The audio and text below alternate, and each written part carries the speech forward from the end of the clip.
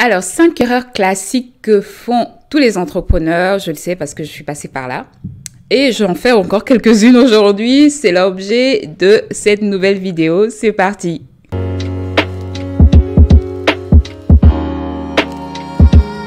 Alors, erreur numéro 1, c'est mélanger son argent et celle de la société.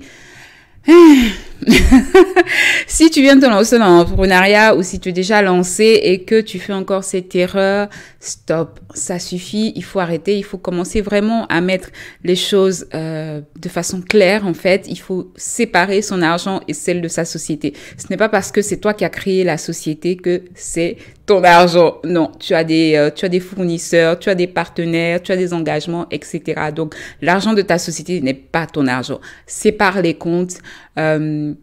Fais une comptabilité différente. Ne mélange pas du tout ton argent à celle de la société, à éviter absolument. Deuxième erreur, c'est de ne pas avoir de comptable. On dit souvent que le comptable, ça coûte cher, etc. Mais c'est super important. En tant qu'entrepreneur, on est d'accord qu'on est souvent seul dans l'aventure. Mais il faut à un moment faire quelques investissements, quelques sacrifices et avoir un conseiller financier, un comptable fait partie de ceci. Le comptable, c'est son expertise.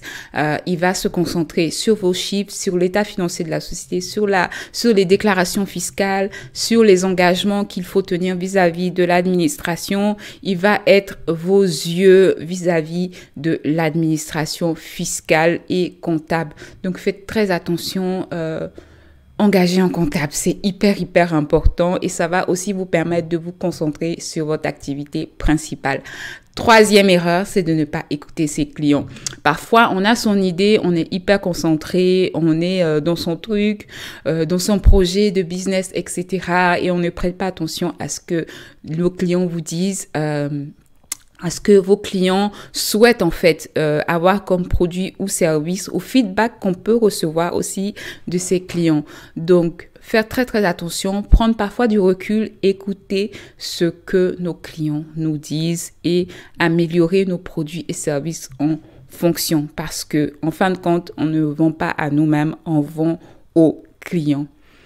Quatrième erreur, c'est de ne pas revoir sa stratégie. Donc, à un moment donné, il faut revoir sa stratégie, son business model. Est-ce qu'on est dans la bonne ligne? Est-ce qu'on fait ce qu'il faut? Est-ce qu'on prend les décisions qu'il faut?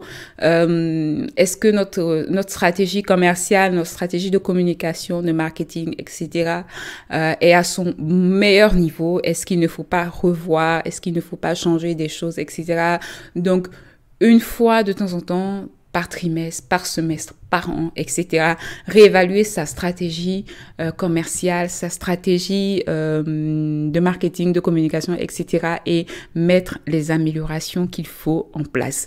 Ça m'amène à la cinquième erreur que font très souvent les entrepreneurs, c'est de ne pas demander de l'aide. On peut pas tout savoir. À un moment donné, je prends mon exemple personnel, j'ai plein d'idées en tête, je suis très créative, j'ai plein de choses que je peux faire, que je veux faire, etc. Mais à un moment donné, ma tête est hyper remplie, je m'éparpille parfois souvent.